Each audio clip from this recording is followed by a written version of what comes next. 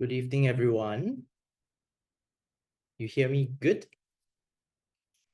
My name is Chiho, and I'm the coordinator for the Center for Arts Research and Education here at the Visual and Performing Arts Academic Group at the National Institute of Education, Nanyang Technological University, Singapore. We're very happy today to have with us Professor Tadahiko Imada from Hirosaki University, Japan, to present on the topic of children, soundscape, and post-structuralist music education, dialogic framework. For the webinar attendees, please feel free to type in your questions or comments in the chat function as we go along, and we will have a Q&A right after Professor Imada's talk. So over to you, Okay. Professor Imada. Thank you for your introduction. Good evening, everyone. Thank you very much for attending. Today, I'd like to present, even though I just put this title, I'm a little bit regretting. It's very tongue twister. I'm going to choose my own tongue trying to say this post-structuralist music education based on children's communicative rationality. My name is Tadahiko Imada, and I'm from Hirosaki University in Japan. So let's get some things rolling. Okay.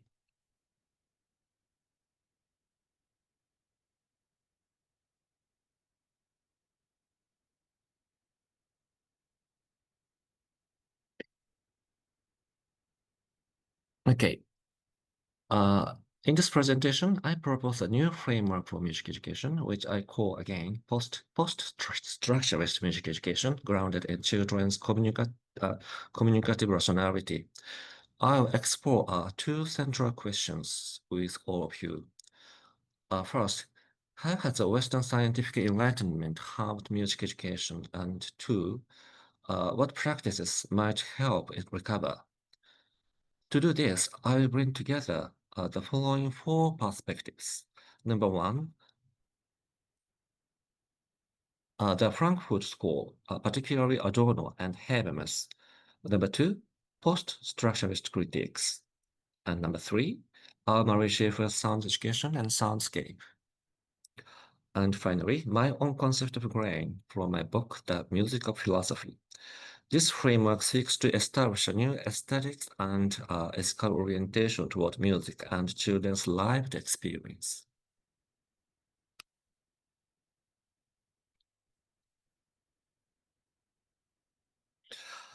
Let us begin with logos. In ancient Greece, logos referred to divine order and meaningful discourse. During the European Enlightenment, however, logos came to mean reason, logic, and empirical proof. This shift has major consequences for the art. Music, once part of the ancient and medieval liberal arts, alongside arithmetic and astronomy, was reframed as a mechanical or fine art. It came to be valued mainly for structure and complexity rather than for communal roles. Similarly, music education became focused on instrumental rationality. Similarly, for example, reading notation, mastering technical skills, and developing prodigious talent, and it still continues today. After the French Revolution, musicians were expected to survive as autonomous genius in a capitalist economy rather than serving aristocratic court, such as probably like Bach, Haydn, and Mozart.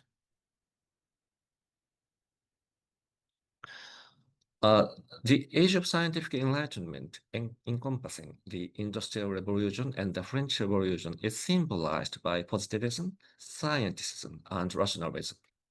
Benjamin Kitt's social evolution misapplied Darwin theory as survival of the fittest, claiming that the most industrialized peoples are the most evolved. However, Darwin himself, On the Origin of Species, described species as undergoing directionless transmutation and modifications, rejecting any teleological notion of progress. In antiquity and the Middle Ages, the liberal arts for the elite and mind-centered included glamour, ethics, rhetoric, music, arithmetic, geometry, and astronomy. The mechanical arts, body-centered and guild-based, included navigation, agriculture, hunting, medicine, textile, painting, sculpture, architectures, and anything related to technique, which cannot do by yourself. I mean, you have to do with somebody. I mean, these things have to be done in a group. This long-standing social stratification of the arts set the stage for Enlightenment reconfiguration.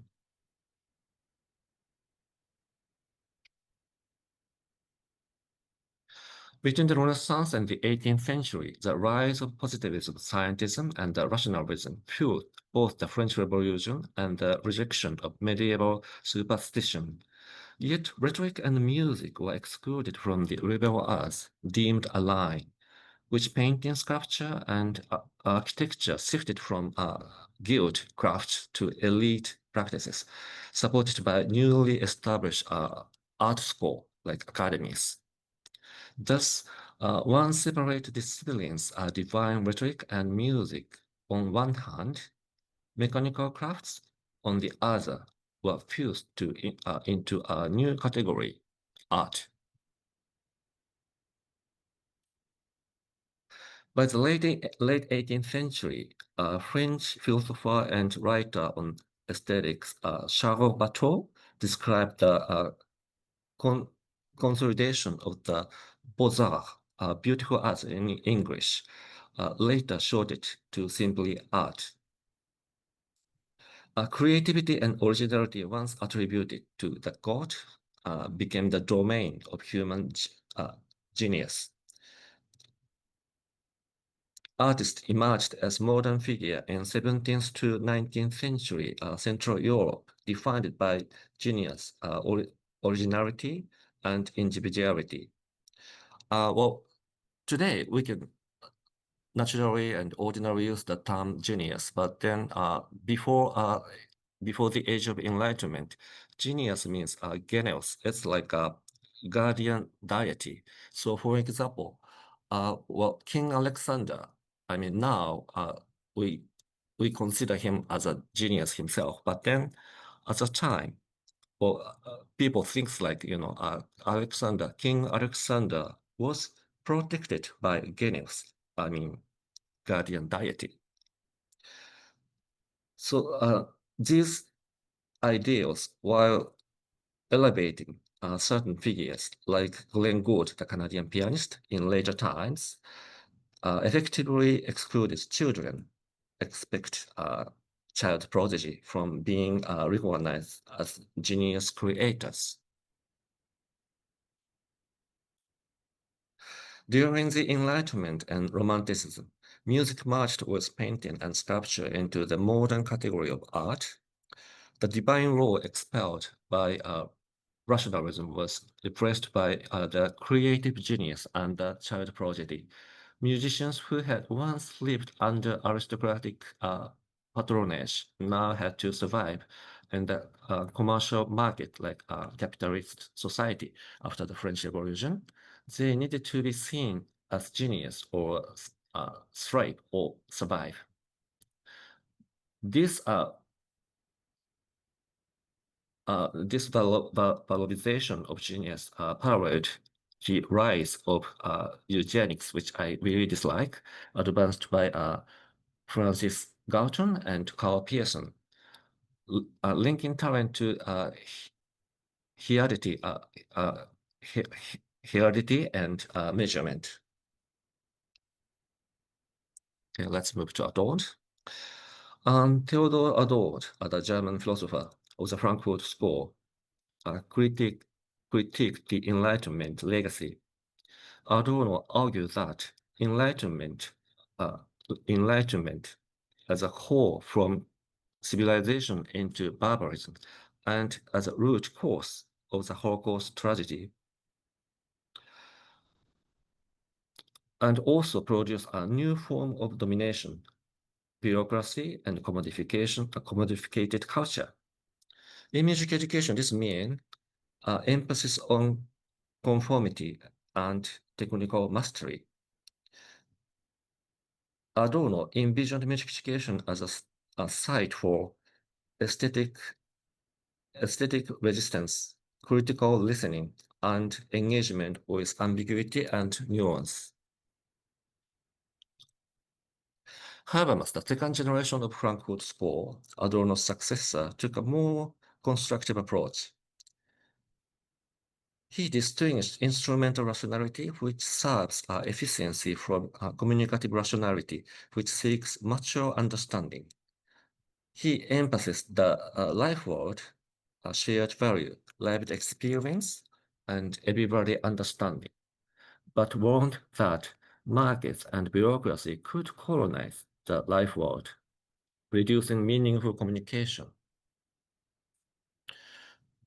Okay, and I just want to talk about a system versus life world. Okay, let's talk about the Starbucks. Consider Starbucks anyway. How many Starbucks in Singapore? But there's one in Kiyosaki too. Okay, consider Starbucks. It's standardized and impersonal, system-driven, and manuals regulated behavior. Relationships are fluid and replaceable. For example, let's see. No one tries to bargain at Starbucks, right? But then, contrary, consider a neighborhood cafe. It's spontaneous, personal, unique. You may know the owner since childhood. So relationships are personal and irrepressible. So sometimes you can get a free coffee if the cafe owner in a good mood. In music education, system-based classes, it's textbook driven and repetitive and standardized. But then contrary, life world-based classes is spontaneous, locally grounded, and co-creative. Okay, there are two photos, and left side is a kind of local, very old cafe in Hirosaki, and the right side, of course, Starbucks, which everybody knows. So the relationship between the local cafe and Starbucks are not kind of clear dichotomy, but then it's, of course, very much nested. But then today, I mean, Starbucks is more popular, of course.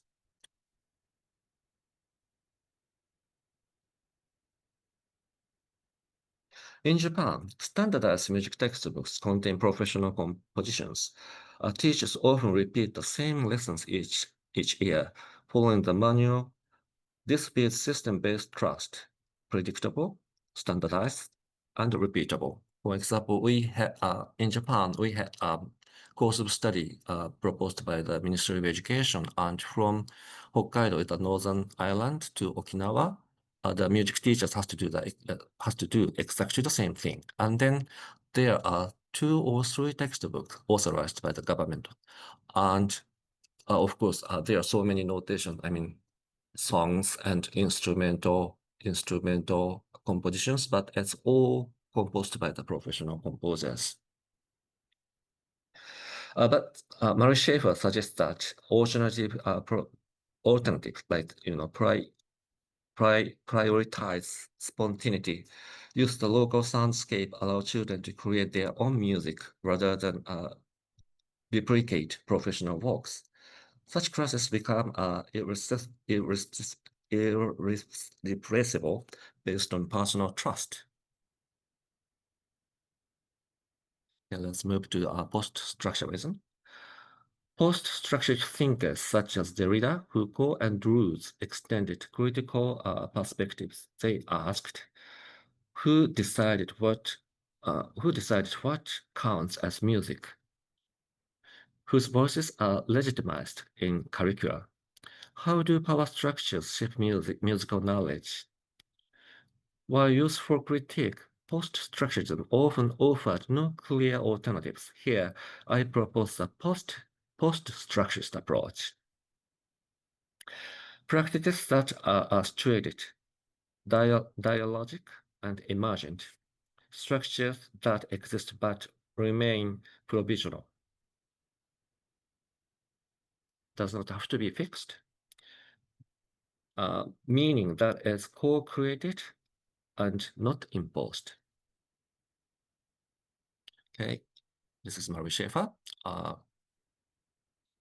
The photo was taken back to 2006 when he visited Hirosaki University.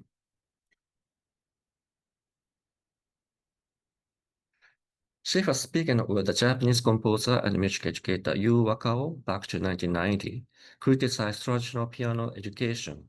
Quote, if everyone start piano at the age of 6, by age of 10, half have quit.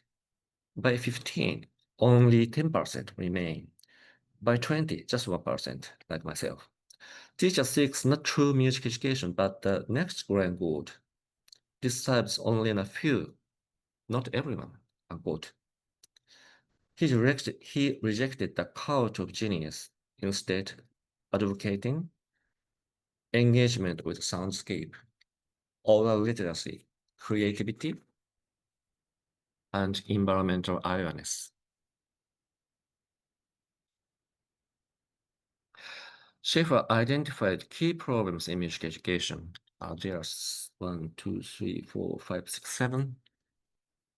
And first, foreign music valued over local. Others, musical prioritized over student creation. So as I said, like if you take a look at the music textbook, these songs and everything was composed by the professional composers, and excessive technical demands. In Japan, so many secondary schools, I mean, like regular public secondary schools, they are having sort of music competition, choral competitions. I mean, they were domestic choral competitions. But then, of course, some child cannot sing in tune. So they are asked to do a sort of lip sync. It's a kind of very tragic sort of aspect of Japanese music education right now. And expensive instruments. So yeah, piano, violin, and flutes, they are all expensive.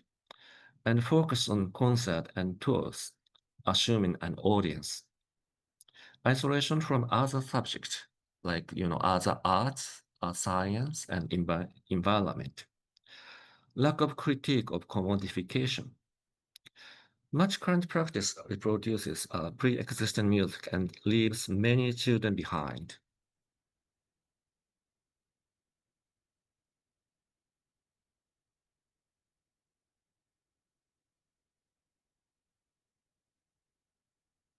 Okay, children encounter music through J-pop, K-pop, rock, jazz, classical, anime songs, and so on. Yeah, just think about children's real life. This music is mostly consumed, not created by themselves. Even without formal music education, children sing at karaoke, follow favorite musicians, or join a Yamaha music school. Formal music education often emphasized a narrow European repertoire, which mostly had a major-minor key function, and reinforcing exclusion.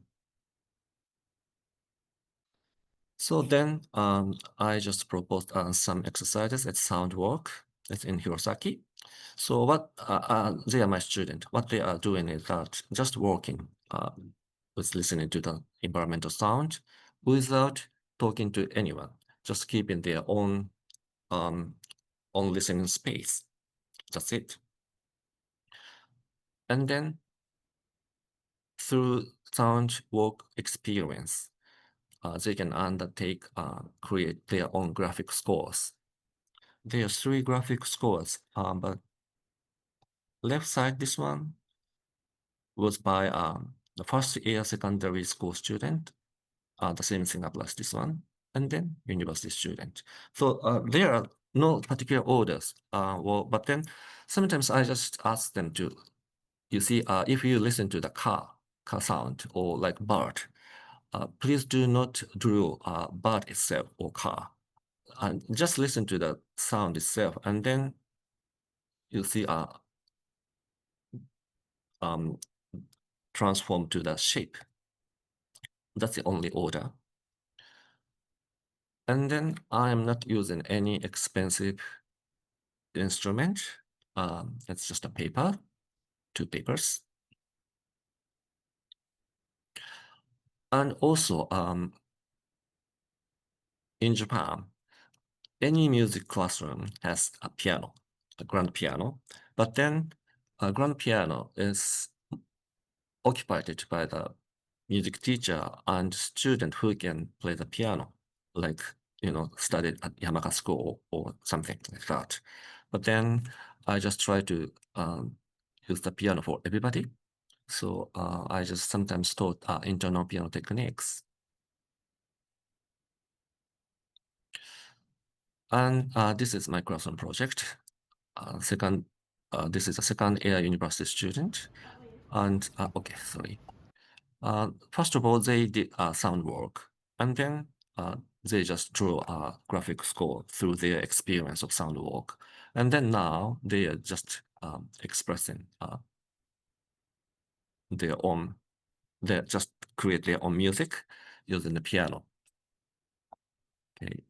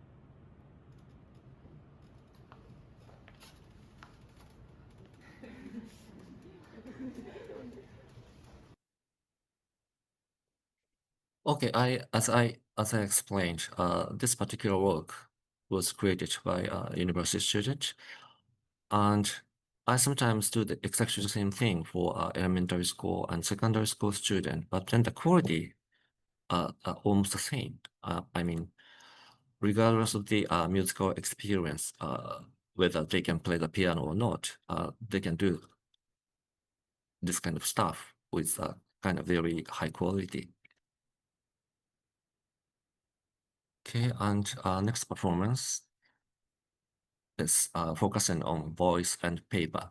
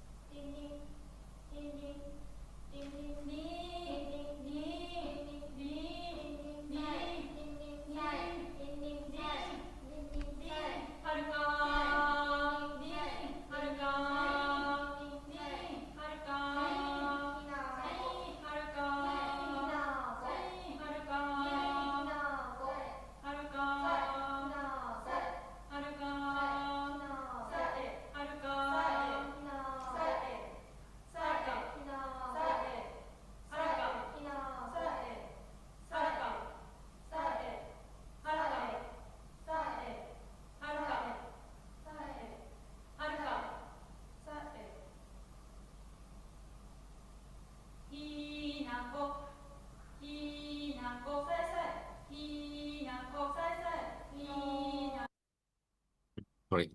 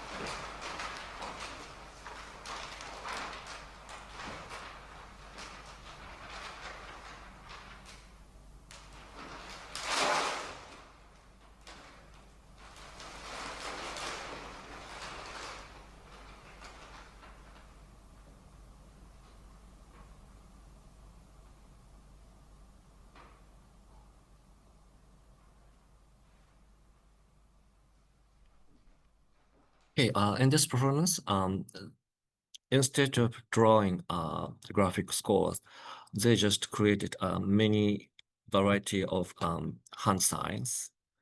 And this particular performance was recorded. I mean, it's during the COVID-19 period. So it's recorded in the empty auditorium and presented through YouTube.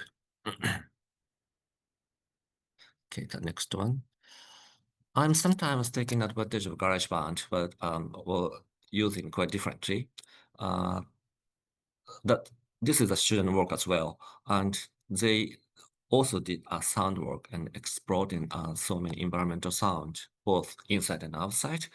And using GarageBand, they just this particular person just composed their his own, how can I say, like music concrete stuff. Okay, let's have a listen. Please insert your passbook or please insert your passbook or please insert your passbook or card. Please insert your please insert your please insert your passbook or card.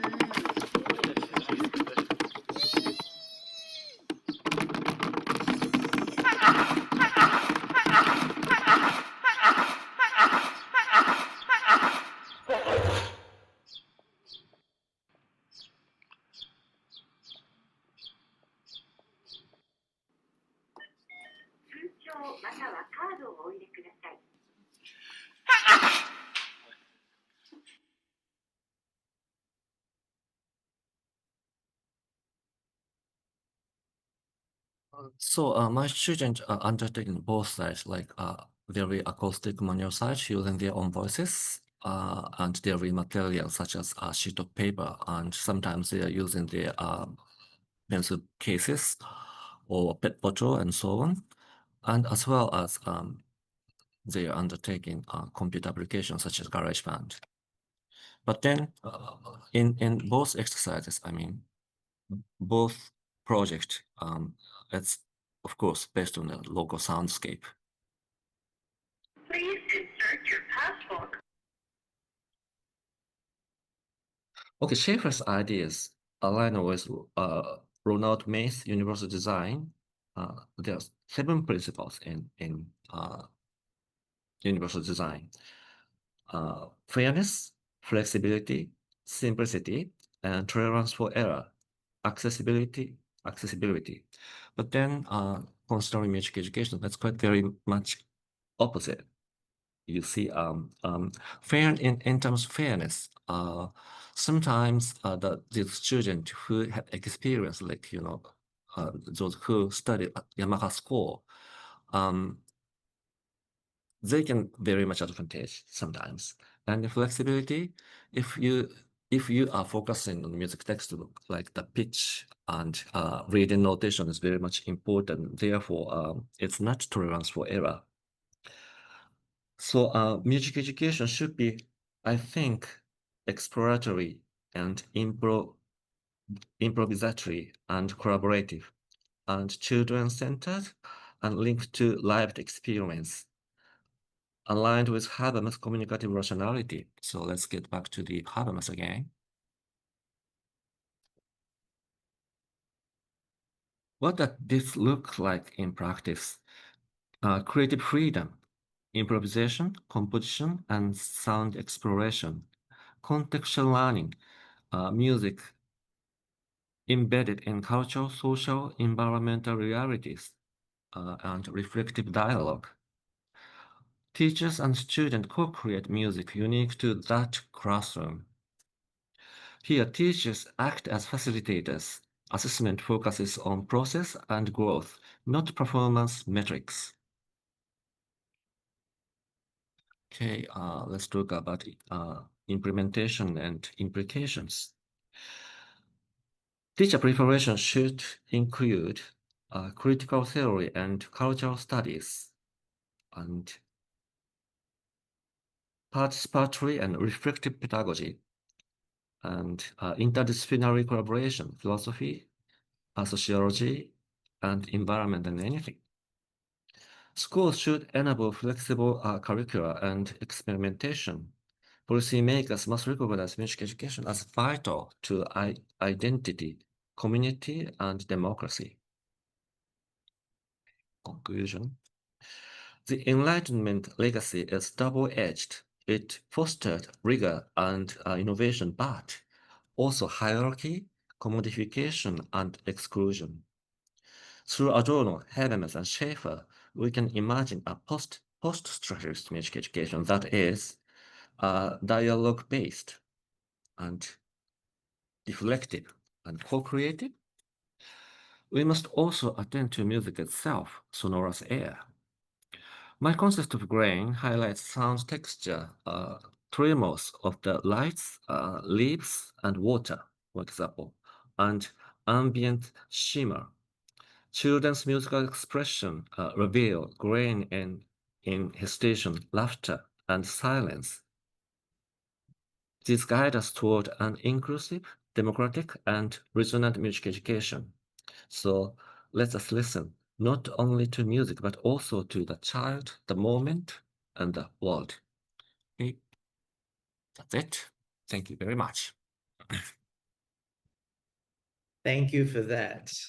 It's very enlightening to hear about the post-structuralist possibilities Wow. with Soundscape, and the examples were Twister. really Post-structuralist. post-structuralist. Yeah. The videos were wonderful to be able to hear the students' work and Thank all you. that. Yeah. So I didn't see any questions or comments in the chat so far. So maybe I will start by asking Yes, of course. things. So I know that you have been doing this work in Aomori, right? With your own students, and also you mentioned with elementary and secondary school students in the area. Our school, our school has attachment secondary, elementary, and also special needs schools. And within that, I think you have utilized this notion of the soundscape in the musical activities that they've done.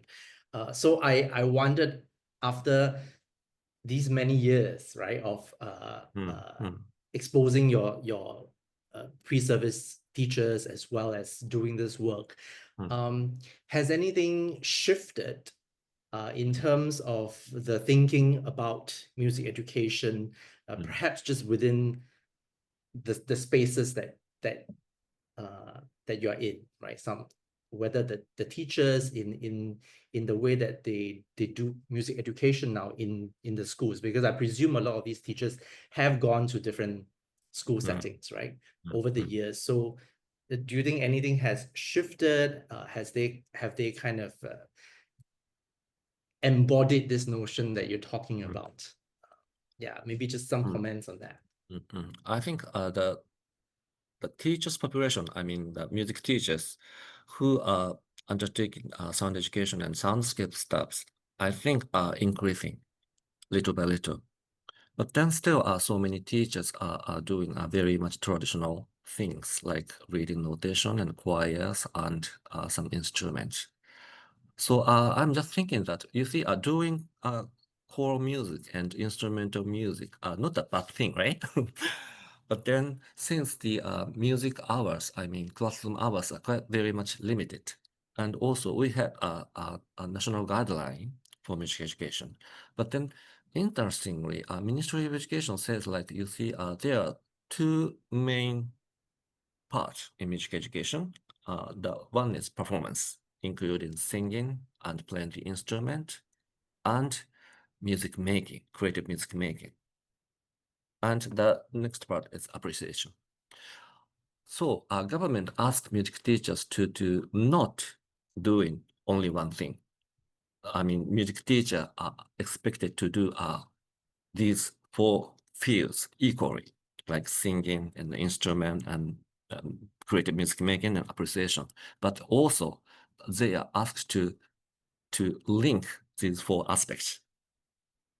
That's very difficult, right, for them. But then, therefore, I think like what I'm doing right now is very much according to the guideline, because I'm just thinking the sound work as appreciation, because there are so many aspects, right? I mean, some sounds are very soft and some sounds are so loud, and you see some sounds just getting closer to you and then leaving you, right? So it's like a crescendo and decrescendo stuff. So there are so many Western musical aspects, and you can find it in acoustic environment. So therefore, I'm just taking the soundscape, I mean, sound work as appreciation part. And then creating graphic score is like a transmission from appreciation to the student on music creation. And music creation part, if they decided to use a sheet of paper or dairy materials, it can be considered as an instrument of practice. And then if they decided to go for their own voices, it can be considered as singing. So then here we go. Right now, we do everything, like appreciation and creative music making and singing and instrumental music. That's the thing I'm just thinking. I mean, then I'm just applying to the music classroom right now. And the situation is, I think it's becoming better than before. That's good to hear. Yeah. So really kind of doing this, I guess a bit at a time, right? With the inclusion within the curriculum and how you can kind of fit it in. So I do see a question now on the chat. Perhaps let's have a look at Mimi's question. Or Mimi, do you want to unmute yourself and ask the question?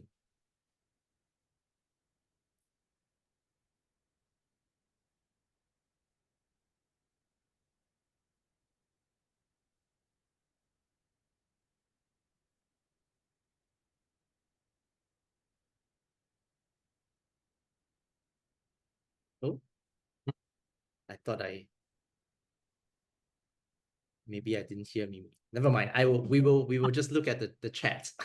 She says many people tend to be drawn to more popular music with predictable chord progression. Would soundscape pose any challenge? Well, the problem is that, as I said in my presentation, I mean, of course, I listen to pop music too, but then no music education is needed. Without having a proper music education, the kids can love some pop music, and then they can easily have their own favorite musicians. And then if they have some sort of natural talent, they just listen to their own favorite musicians quite carefully, and then reproduce through karaoke or something. But then there's no space there's no space for music education to get into that you see children's music sort of world. Therefore, well, I want to do quite different stuff. I mean, yeah, of course they can freely listen to pop music. I mean, K-pop, J-pop, or anything. But then in classroom, we can do different stuff. I think that's a sort of task for music educators. Thank you. Sorry, my Mimi. Hi. How are you? mic doesn't just now. Thank you. It was very interesting.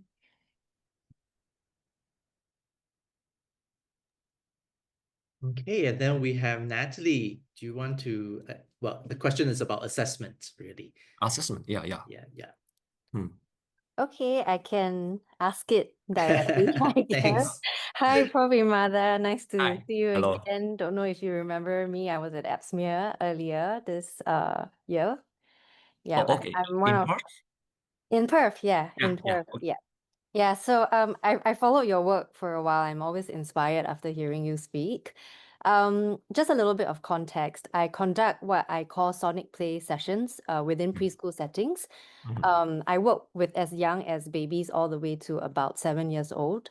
Right. And I conduct the sessions in a way whereby I use the 5 elements in Chinese philosophy, like matter, water, and all that, to be my provocations for children to be inspired about how they could link those elements with sounds, creating also soundscapes using daily materials like recycled materials or paper. So there's a bit of pressure from the school, also being in a very Singaporean and Asian context, to have some form of assessment. I think we have moved away from needing very summative types of assessment, but in sometimes like training teachers to run these sessions, they also need to have some understanding of how to chart the progress of their students. So I was wondering if you had any recommendations for what should we be looking out for.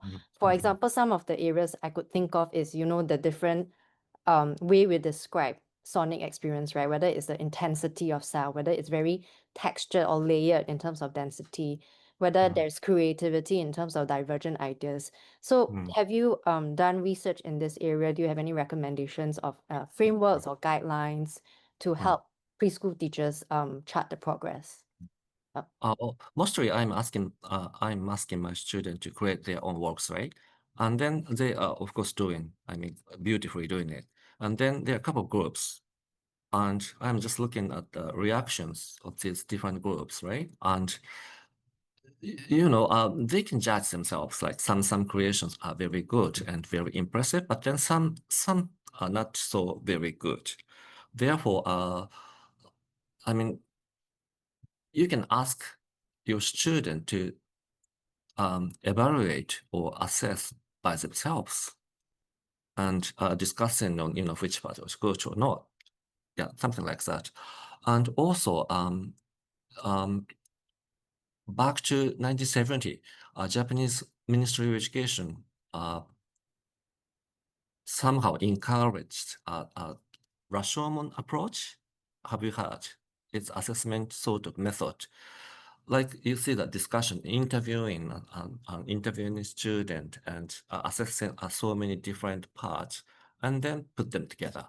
So simply like you see a teacher has their own sort of standard, but then you can ask your student to judge themselves. That's the thing I'm very much interested in now. But unfortunately, in my school, I'm in the university, I'm just assessing my students. But, how can I say? No significant difference. They are usually getting the same sort of score from me, same point. But then sometimes I'm asking, music teachers are always asking about these creative music making stuff. Well, it's quite difficult to judge, but then how can they actually and possibly evaluate or assess like traditional Western music, like choral music or singing or instrumental? It's not a competition like, a Chopin competition. It's classroom. So I'm very much wondering, are they able to assess regular music stuff like singing songs and playing the instrument? So that's my another question. Thank you. So I note in the chat, Estrella has a similar topic of dissertation that looks at environmental sounds with the preschool approach. That's interesting as well, right? In terms of maybe Estrella has a comment. Yes, I have experimented some activities for preschool children, and also to be and with the non-musician teacher. Okay, so that was my dissertation. Because in the Philippines we have very we don't have much as preschool music educators. We still lack music education teachers here, and then so I experimented some using environmental sound sources, including vocal sound exploration. Children would explore how they can say their names in many ways. It can be loud or soft, short, and exploring the symbols, and then clapping the hands, and then name combination, their names to all together, like Tadahiko Tihu, okay, something like that. And it's so fun that they did it. And they also explored body sounds, and they explored the environmental sound sources, like the nature from plants, from recyclable items, clean recyclable items. I think I had 10 or 12 activities that I experimented with 5-year-old children. And at the University of the Philippines, we have a preschool section there, and it was fun doing it, no? And because this is not the real one that we have to teach them pitch, the traditional that we know, progression, you know, and they have experimented it. So they explore, when I have let them explore an object. For example, they got it a kiss, many kiss, and then they can do something about it. What can you do with the kiss? What can you do with this branch of a tree? Okay, so they explore it, how they're going to sound it, and then I help them guide their exploration until they will come up with a musical piece, with a composition. And these are preschool children, and they did it very well. And even the teacher had an idea how to go about it. Even if she is not a non-musician, we will just have to train them the basics and foundation of music education, and how they can use the different elements of music and to use environmental sound objects. Okay, that's what I did. Yeah, sounds wonderful. That was 2003. That was 2003. Very so, and they make their own notations. They can make their own. They have their score also, like what you have showed Sir Imada, and they have their own way of drawing what is long and short, okay, what is high or low. Okay, they have their own kind of notation, not the traditional way that we do. So in your activities, like the music teachers are playing the role as a facilitator, right? Very much facilitating students. Yes. But then, contrary in Japan, not so many teachers can do that kind of thing. You see, most of them are studied at music college, for example. I mean, major in piano or vocal and instrument, orchestral instrument, and they love music. That's real problem. I mean, they are insider. So what they can do is, like, you see, trying to express student by their own performance, or teaching them, teaching directly what they learn in music college. But then, as you said, like, you see, what they need is like a music room with a soundproof music room, and piano or instrument or audio equipment. Without having these equipment, they cannot do anything. I think that's a real problem. But then, just hearing from you, like, you can do so many different things. Like, if you bring your student to a forest or the ocean. Yeah, even in the garden. Our preschool has a very we have trees around it. We have sand play.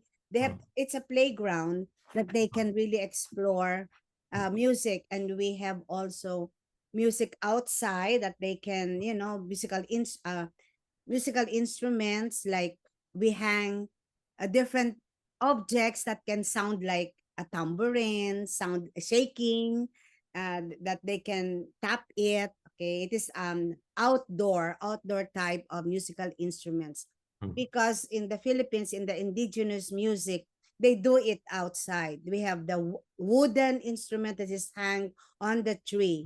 So and we have those type, and we have been saturated with you know, Western music. Of course, we love Western music. We still love to listen to Haydn and Bach, you know. But Yes. then for there is a study that the first 5 years of life, they have to develop creativity. We should not we should allow them to create their own type of sounds, organize their own way. They can have their own themes, like for example, water.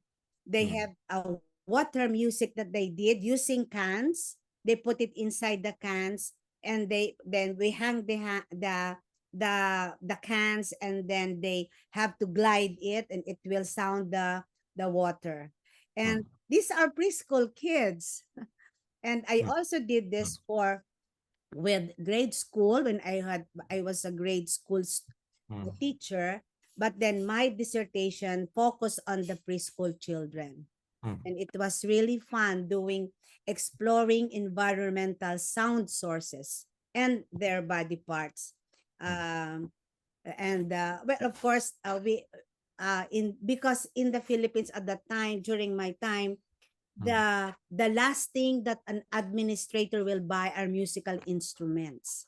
That's what triggered me to use environmental sound as a music experiences for our children. Yeah, I'm very much looking forward to reading your dissertation in the very near future. But if you take a look at the Murray Schafer's Tuning of the World, he was just describing the relationship between, like, you know, Bach composition and Handel, and to Debussy and Messiaen, how they are their compositions are closely linked to the sound environment. They cannot compose without having their own lived sound environment, soundscape. That's the Schafer's argument. Thank you. Thank Ollie, you. I think that's a question.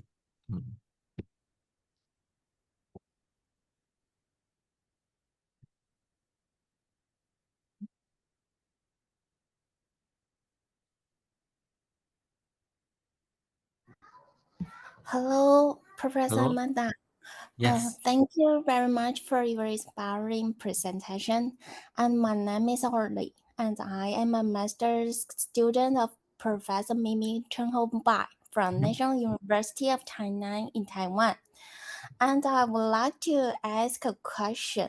What suggestions would you give if I want to apply the concept of soundscape in elementary school music classes? And how could I start? Because I think we used to get traditional music class, and we always play instrument and learn some music concept in music classes. But if I try to put soundscape in my music classes, I think I and my student would worry that what I doing now is the music or not. Yeah, that's my question. Right. Okay. Thank you. Okay. Well, you don't have to get rid of the instrument. I mean, the Western Western music, of course. Well, as Shifu said, like, you see, I have been undertaking my stuff for how can I say, regular kids, right? I mean, elementary and secondary school, and sometimes special needs school students. But then, well, my former student who just studied trumpet at Hirosaki University, and then he decided to resume his trumpet study at Tokyo University of Fine Arts and Music. It's a kind of very most high-profile music school in Japan. And he took his master in trumpet a couple of years ago. And then now he is hired by the trumpeter at Okayama Philharmonic, and as well as he's teaching at the Elizabeth Music College in Hiroshima as a lecturer. So, so he just contacted me recently and said, like, you see, since he is teaching at so many trumpet students at music college, but then he is not quite happy with the performance. And then he says that, well, I could play, of course, my performance is quite unlike my student because I had an experience of your class, I mean, my class, sound education class. So since I undertook, since he has some experience of sound education, somehow he can apply his experience like sound work and his own creative music making to his trumpet performance. And then, yeah, and then, well, right now we are just developing our sort of research project. So he is trying to invite me to his music college to undertake sound education for his music student. And then after that, he's gonna undertake some interview survey how their performance changed or not.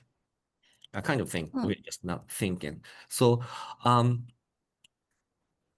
it doesn't have to be a mature student, and then it is closely linked to Western music as well.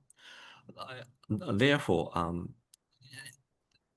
you'd better find some sort of linkage or commonality between Western musical performance and like sound education.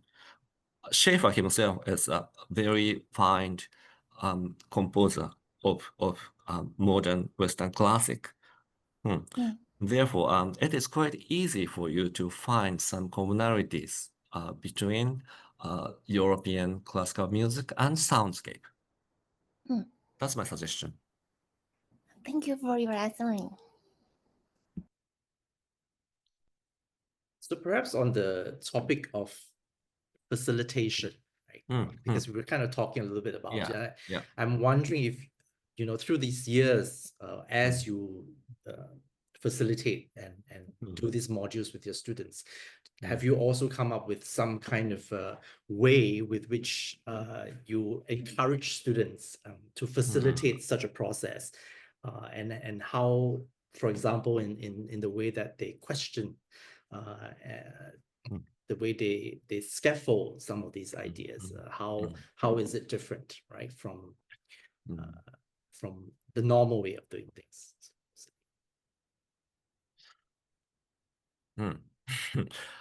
How can I say? Well, somebody has to research on me. I can't tell by myself. I mean, well, I'm doing exactly the same thing each year, right? I mean, I'm asking students to undertake a sound work and and drawing a graphic score and create their own music. But each year, the quality of students becoming better. I don't know reason why. And of course, to be a good facilitator, you really have to keep on going. I mean, keep studying very hard. And well, I'm practicing the piano, of course, and I'm not giving up my, Western classical music performance, but not for audience, but for myself. So it's very hard to say. But anyway, you really have to, I mean, music teacher has to keep studying like so many different things like philosophy, sociology, and environmental stuff, and music history, and so on. And then they have to try to be, how can I say, there are so many questions from student, and then music teacher has to prepare for every single question to answer. Am I answering you correctly? In a way, yes. I guess maybe we go back to what you said about this idea of the grain, right? Looking at it in sort of minute details, right? Just listening to sound. Well, put it this way. Right now, I mean, I couldn't get into the details, but then I just talked to the Western Enlightenment, right? And then after that, Frankfurt School accused in a way that it's a kind of barbarism, right? But it's quite very much related to the Holocaust tragedy, of course. You see that Nazi abused these great German music since Bach, Beethoven, Brahms, and Wagner. Therefore, right after the World War II, German people couldn't believe their own tradition since Hitler abused the German tradition. But then that's all related to Enlightenment. That's the thing Frankfurt School criticized. But then, on the contrary, right now, so many Asian musicians are becoming very much popular. And then in Japan, so many Japanese music students are practicing a lot. And then they love Western classical music. But unfortunately, they don't know anything about Adorno or Frankfurt School and the tragedy of Holocaust. I mean, they know Hitler, of course, but then no relationship between the Western classical music, which now they are practicing. But from my perspective, without thinking about Western Enlightenment, and then that's sort of problems. And in 20th century, because of that capitalist sort of society, so many wars, I mean, economical wars and tragedy just happened. And then it's all related to music, I mean, especially classical music. Without knowing these things, we can't play the classical music. But then not so many musicians, I mean classical professional musicians know the thing. They can't know connection between what Adorno says and what they are playing, the Beethoven, for example. That thing I'm just thinking right now. Yeah, which harks back to what you've been talking about earlier, right? So being a musician, it's also needful, you know, for you to kind of be engaged with philosophy, with, you know, the environment and so on and so forth. In So order I for think, yeah, they are too happy. So I'm just looking if there are other questions anyone's interested to pose.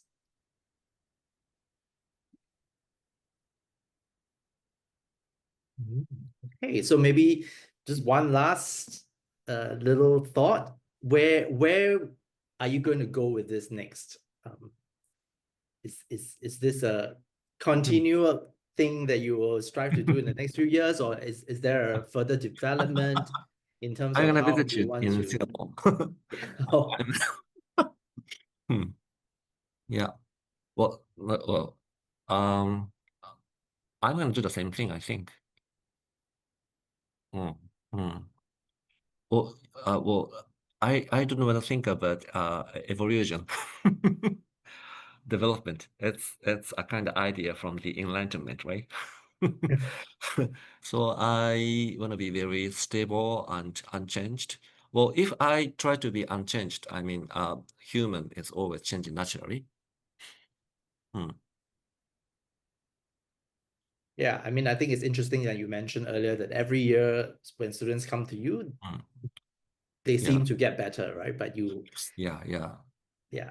That's why I just say that somebody has to research on me, because I'm changing unconsciously, but I can't tell by myself. Okay. A good research project to start. Looking at the way that you're facilitating this process, and maybe even the students before, right? Because it has been so many years, perhaps a lot of these students that have come to you have already had some of these exposures, right, to soundscapes when they were in the elementary and secondary schools. And maybe that kind of is a build-up in some sort of progression. Yeah. That's too easy sort of answer, but I think it's all about experience. Or you see, I'm asking my student to pass the sheet of paper without making any noise, for example. It's kind of very simple stuff. But then sometimes student teacher try to do the same thing for elementary school or secondary school student. But something is quite different. They can do it. I mean, even though this kind of very simple exercise, I don't know reason why. I think it takes a good year. It takes a good, yeah, I mean, like you say, it's experience, but it's also about the musicality of this all, right? Yeah. And I think they try to be a good music teacher too much, and then try to teach too much. I think they have to trust their children. Because the children have their own sort of very limited experience, but then teacher has to teach them how to take advantage of their own limited experience. So the same thing applies to teacher, same thing applies to me, right? Yeah, very true. Okay, so on that note, we will probably end this lovely webinar here, and thank you for everyone for coming. Yes, and at some point, Tada, please come visit and we can do some soundscapes here as well. Yes. I'll try. Thank you, everyone. Thank you. Thank you very much.